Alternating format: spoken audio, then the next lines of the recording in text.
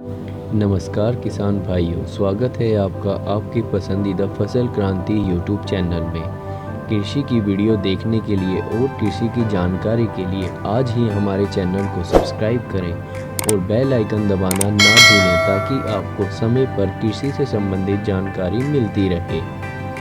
तिल की खेती बहुत कम खर्च में ज्यादा मुनाफा देती है। तिल एक नकदी फसल है और अरसे से भारत में इसकी खेती की जाती रही है। आज भी भारत में इसकी खेती होती है। तिल की खेती को लेकर कई प्रकार की गलत अवधारणाएं भी किसानों के मन में चलती रहती हैं। पहली तो गलत अवधारणा ये है कि अगर उपजाऊ भूमि पर तिल की खेती की जाएगी तो जमीन बंजर हो जाएगी। ये निहायत ही गलत अवधारणा है।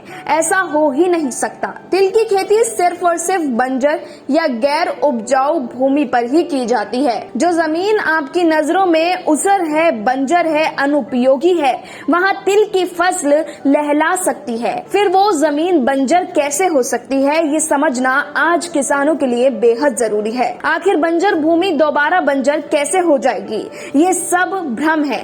इस भ्रम को महाराष्ट्र में बहुत हद तक किसानों को शिक्षित करके दूर किया गया है, पर देश भर के किसानों में आज भी ये भ्रम गहरा गया है और इसको लेकर कई तरह की चर्चा आज भी की जाती है। लेकिन ये जान लेना बेहद जरूरी है कि किसानों के लिए तिल की खेती कैसे की जाए। किसानों को ये समझना होगा कि काले तिल की खेती के लिए उन्हें जो जमीन चाहिए वो रेतीली होनी चाहिए, यानी ऐसी जमीन जहाँ पानी का ज्यादा ठहराव ना हो।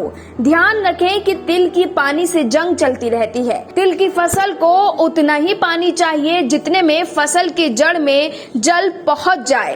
तो अगर आपके पास बेकार किस्म की ऊबड़ खाबड़ रेतीली जमीन है तो आप उसे बेकार ना समझें। आपको बता दें कि तिल 3 प्रकार के होते हैं। पहला उजला तिल, दूसरा काला तिल और तीसरा लाल तिल। ये तीनों किस्म के तिल अलग अलग बीजों से होते हैं, पर उनकी खेती का तरीका हरगिज अलग नहीं है। जो खेती का तरीका लाल तिल का होता है वही काले तिल का और वही सफेद तिल का होता है।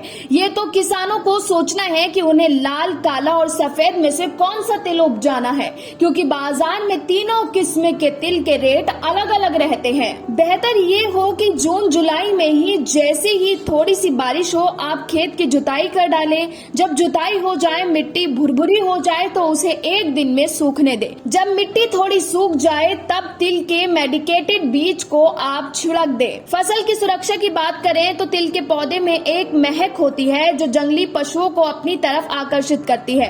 अब ये आपकी जिम्मेदारी है कि आप फसल की सुरक्षा जानवरों से कैसे कर सकते हैं। आपको बता दें कि 4 महीने में ही इसकी फसल तैयार हो जाती है। मोटे तौर पर माना जाता है कि काला तिल 120 दिनों में तैयार हो जाता है, लेकिन ये 120 दिन किसानों के बड़े सिरदर्दी वाले रहते हैं। खासकर आवारा पशुओं से फसल की रक्षा करना किसानों के लिए बेहद और एक कड़ी चुनौती माना जाता है। महाराष्ट्र में सबसे ज्यादा काले तिल की खेती की जाती है।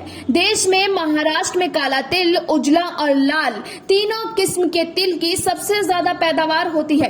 कारण है कि वहाँ की शीतोष्ण जलवायु। महाराष्ट्र के कई जिले ऐसे हैं जहाँ कभी बारिश होती है या फिर नहीं। ऐसे इलाकों में तिल की खेती बड़े पैमाने पर की जाती है। उत्तर प्रदेश के बुंदेलखंड इलाके में भी तिल की खेती जबरदस्त होती है, तो मध्य प्रदेश और गुजरात भी तिल की खेती के लिए पीछे नहीं है। ब्यूरो रिपोर्ट, फसल क्रांति न्यूज।